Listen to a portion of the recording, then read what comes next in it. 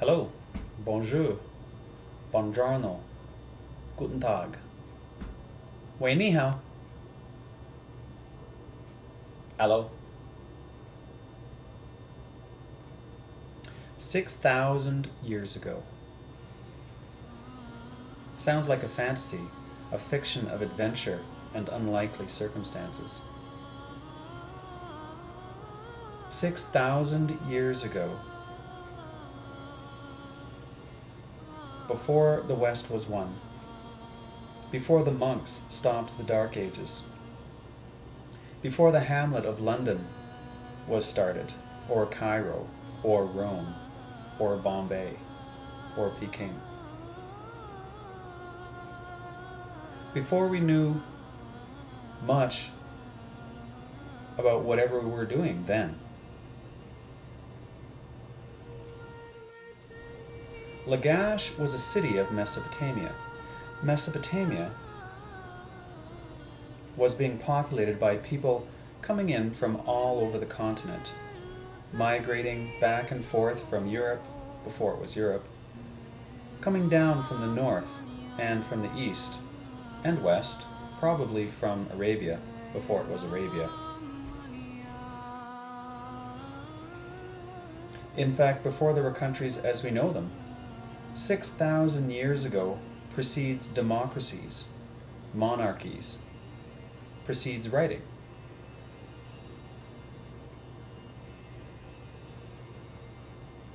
It seems that as people kept arriving, the Mesopotamians, people living between the Tigris and Euphrates rivers, between the mountains above and the sea below, were constantly being inundated with others coming from those other areas.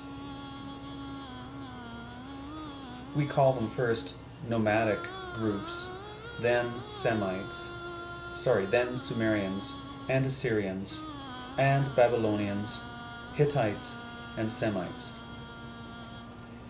And whatever city took power over the area. Who knows what they called themselves at first? We don't know, because there was no written records until, as city-states germinated, Babylon, Akkad, Lagash, the need for record-keeping and exchange required them to invent cuneiform writing, which they did. Or rather, this invention facilitated the success of these first human civilizations. Precursors of nations. There. That's it. Writing is invented. So, Sumerians formalized the sparsely populated area in the Fertile Crescent around the great rivers.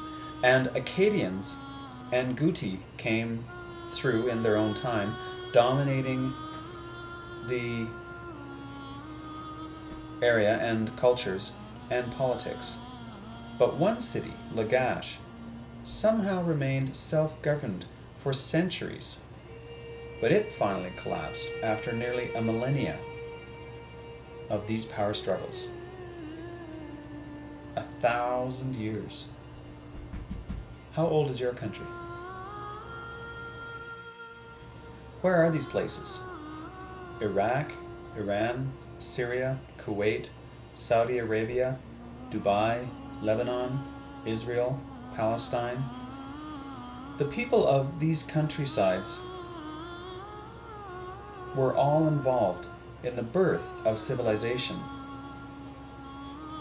urban life in permanent settlements, distinct social classes, some government regulating political relations, specialized tools and skills for production leading to manufacturing, shared religious belief system which moderates community affairs, and a formal written communication.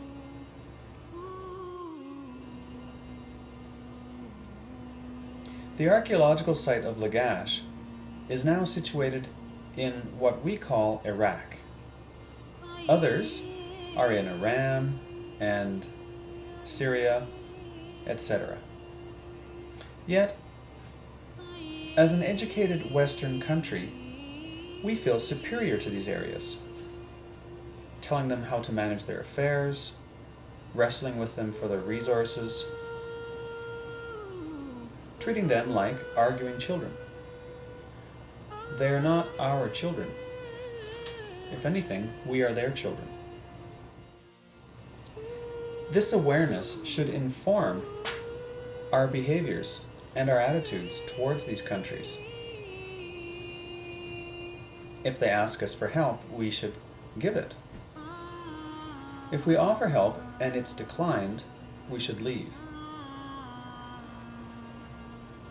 And we would do well to remember Lagash, a city-state that may have lasted longer than any current Western city, possibly by blackmailing its neighbors, but nonetheless finally collapsed and is buried in the sand. Thinking we're different is our greatest folly.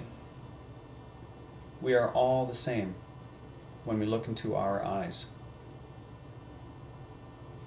Teaching our children about our similarities instead of our differences may help save us.